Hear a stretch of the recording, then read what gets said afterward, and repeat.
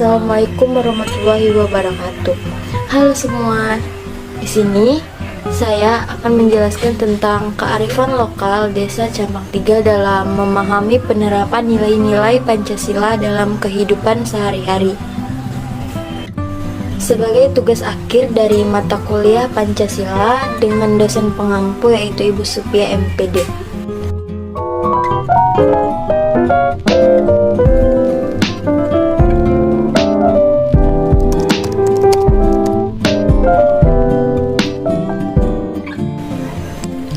Oke, mungkin hanya itu perkenalan diri dari saya. Yuk masuk ke materi. Yang pertama, apa sih itu kearifan lokal? Kearifan lokal merupakan bagian dari suatu budaya masyarakat yang tidak dapat dipisahkan dari masyarakat tersebut. Nah, kearifan lokal ini memiliki nilai-nilai luhur, di mana nilai inilah yang akan berlaku dalam tata kehidupan masyarakat. Kearifan lokal biasanya diwariskan secara turun-temurun dari satu generasi ke generasi selanjutnya melalui cerita dari mulut ke mulut. Kearifan lokal mempunyai ciri-ciri. Yang pertama yaitu mampu bertahan dari pengaruh luar. Yang kedua, punya kemampuan mengakomodasikan budaya luar. Yang ketiga, bisa menyatukan budaya luar dan budaya asli. Yang keempat, memiliki kemampuan mengendalikan. Dan yang kelima, bisa memberi arah dan petunjuk. Yang pertama yaitu mampu bertahan dari pengaruh luar. Kearifan lokal berasal dari nilai-nilai budaya setempat yang telah bertahan secara turun-temurun, diwariskan dan menjadi bagian dari kehidupan suatu masyarakat dan bangsa. Hal ini membuat budaya asing yang masuk melalui berbagai media tidak akan membuat kearifan lokal menjadi hilang dari masyarakat, kecuali memang dirasakan tidak dibutuhkan lagi. Yang kedua, punya kemampuan mengakomodasikan budaya luar. Kearifan lokal adalah sesuatu yang luas dan fleksibel, sehingga adanya unsur budaya asing dapat diakomodir tanpa merusak kearifan lokal yang ada di masyarakat tersebut. Yang ketiga, bisa menyatukan budaya luar dan budaya asli. Kearifan lokal selain mengakomodir juga mampu mengintegrasikan budaya asing dalam karakteristik kearifan lokal yang ada menjadi satu kesatuan. Misalnya, dalam pembangunan gedung, bentuk desain dan arsitektur memadukan budaya lokal tetapi cara dan prosesnya mengikuti pembangunan modern. Yang keempat, memiliki kemampuan mengendalikan. Kearifan lokal adalah suatu warisan adat istiadat dan budaya yang telah turun-temurun. Hal ini menyebabkan sulitnya dihilangkan dalam waktu yang cepat. Dengan demikian, kearifan lokal mampu mengendalikan salah satu dampak negatif globalisasi, yaitu masuknya budaya asing. 5. Bisa memberi arah dan petunjuk. Kearifan lokal merupakan nilai-nilai yang dianut oleh suatu masyarakat yang menjadi pedoman untuk bersikap dan bertindak. Melalui kearifan lokal, masyarakat akan mampu mengembangkan budaya secara terarah. Kearifan lokal juga mempunyai fungsi. Ada 7 fungsi dari kearifan lokal. Yang pertama sebagai petuah. Yang kedua untuk konservasi dan pelestarian sumber daya alam. Yang ketiga untuk pengembangan sumber daya manusia. Yang keempat pengembangan kebudayaan dan ilmu pengetahuan. Yang kelima punya makna etika dan moral. Yang keenam bermakna sosial dan yang ketujuh bermakna positif. Karena saya tinggal di Campang 3 dan yang akan saya jelaskan adalah tentang Desa Campang 3, maka saya akan menjelaskan sedikit tentang Desa Campang 3.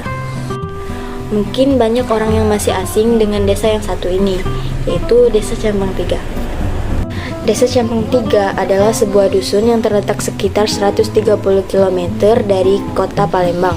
Tepatnya itu di pinggiran tebing Sungai Kombing yang masuk dalam wilayah Kabupaten Ogan Komering Ulu. Berikut ini kearifan lokal Desa Campang 3 dalam memahami penerapan nilai-nilai Pancasila dalam kehidupan sehari-hari. Terdapat 5 nilai dalam Pancasila yang di sini akan saya kaitkan dengan kearifan lokal yang ada di daerah saya tinggal. Contoh kearifan lokal yang nilai-nilainya terkandung dalam Pancasila yang terdapat dalam bidang atau sila pertama yaitu ketuhanan. Nah, contohnya yaitu seperti perayaan-perayaan hari besar Islam yang sering diperingatkan setiap tahun seperti Maulid Nabi, Isra Mi'raj dan lain-lain. Nah, perayaan-perayaan tersebut dilaksanakan oleh panitia-panitia dari kepengurusan IRMA atau sering disebut dengan Ikatan Remaja Masjid. Selanjutnya yaitu sila kedua. Contoh kearifan lokal yang nilai-nilainya terkandung dalam Pancasila yang terdapat dalam bidang atau sila yang kedua yaitu adalah kemanusiaan. Contoh kearifan lokalnya yaitu seperti kerja bakti atau gotong royong, di mana nilai kearifan lokal sila kedua ini sering dijumpai ketika ada yang akan melaksanakan sebuah acara syukuran seperti resepsi pernikahan dan lain-lain. Nah, biasanya di daerah saya itu ibu-ibu akan gotong royong untuk membantu dalam penyiapan makanan untuk hidangan di saat acara akan berlangsung. Selanjutnya yaitu sila ketiga. Nah, contoh kearifan lokal yang nilai-nilainya terkandung dalam Pancasila, sila ketiga yaitu persatuan. Contoh sila ketiga yaitu persatuan bisa dilihat dari pengikatan pernikahan di mana bisa menyatukan dua keluarga dalam satu ikatan kekeluargaan. Oke, selanjutnya sila keempat.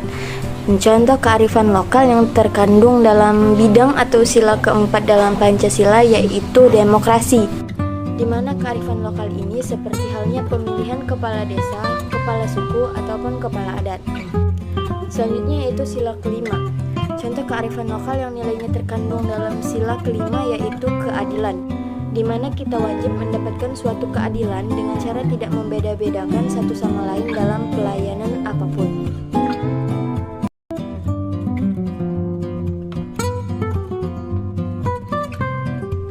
Permasalahan kearifan lokal dan solusi dari nilai-nilai Pancasila. Yang pertama yaitu sila ke-1 ketuhanan yang Maha Esa, di mana saat ada perayaan Hari Besar Islam akan sering dilaksanakan lomba seperti lomba tausiah dan lomba pengajian. Nah, untuk memeriahkan acara ini diperlukan semangat dan partisipasi serta dana yang cukup agar acara ini terlaksana dengan meriah. Yang kedua yaitu permasalahan pada sila kedua, sila kemanusiaan yang adil dan beradab. Nah, pada permasalahan ini yaitu ketika ada orang yang berduka atau meninggal dunia. Solusi dari permasalahan ini yaitu biasanya banyak yang akan membantu dengan cara memberi uang atau memberi sumbangan, ataupun bisa juga memberi barang seperti kebutuhan pokok yaitu gula, garam, ataupun minyak goreng. Yang ketiga yaitu pada sila persatuan Indonesia. Nah, di balik banyaknya permasalahan seperti perbedaan pendapat, biasanya permasalahan perbedaan pendapat ini akan memecah belah masyarakat. Nah, untuk mengatasi permasalahan ini diperlukan perlu dibangunnya sikap menghargai pendapat dan saling menghormati satu sama lain.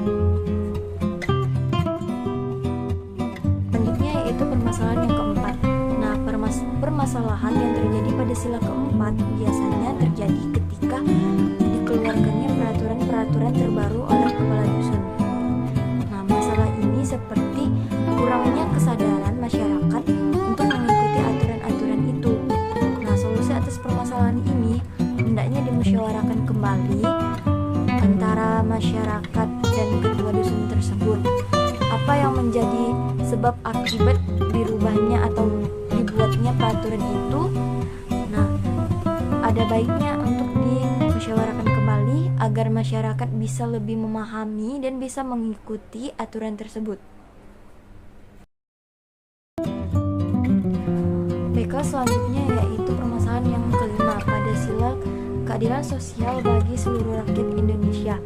Nah, masalah pada sila kelima ini yaitu permasalahan yang terjadi di fasilitas kesehatan. Nah, di mana di sini solusinya yaitu pemerintah membuat peraturan tentang jam kesda agar semua masyarakat bisa berobat dengan gratis dan mendapatkan pelayanan kesehatan yang adil. Mungkin hanya itu permasalahan yang ada di sini serta cara mengatasi permasalahan tersebut. Mungkin hanya itu penjelasan dari saya. Saya tutup. Wassalamualaikum warahmatullahi wabarakatuh.